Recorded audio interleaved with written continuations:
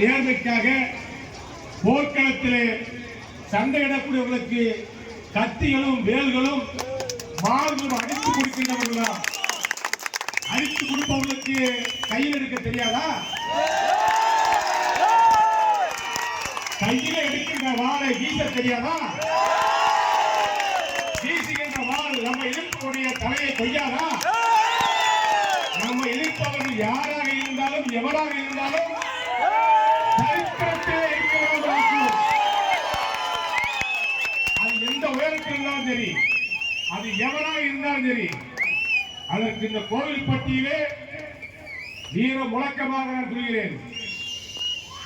நம்மை நம்புகிறவருக்கு நாம் உயிர் கொடுப்போம்.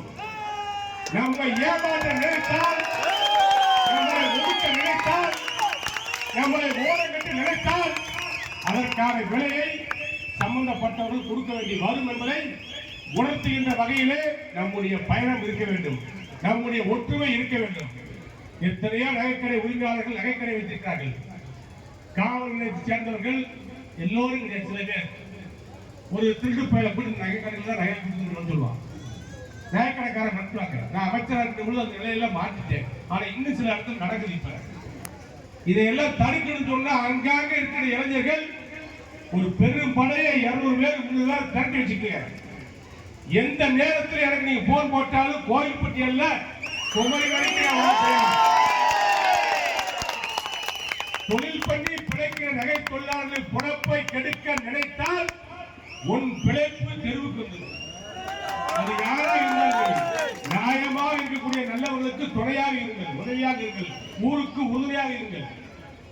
ஒரு கல்லை, ஒரு கருங்கல்லை நம்ம இடத்திலே ஒப்படைத்தால் அதை அழகான சிற்பமாக்கி சிலையாக்கி அதை கண் திறந்து காளியம்மாள் என்றும் மாரியம்மாள் என்றும் துர்க்கை என்றும் பெயர் சூட்டி மற்றவர்களுக்கு தெரிவிக்கின்ற படைத்தலை செய்கின்றவன் விஸ்வகர்மா தொழிலாளர். அப்படிப்பட்ட சக்தி நமக்குத்தான் உண்டு. தாலி இன்றைக்கு ஒரு வரலாறு உண்டு.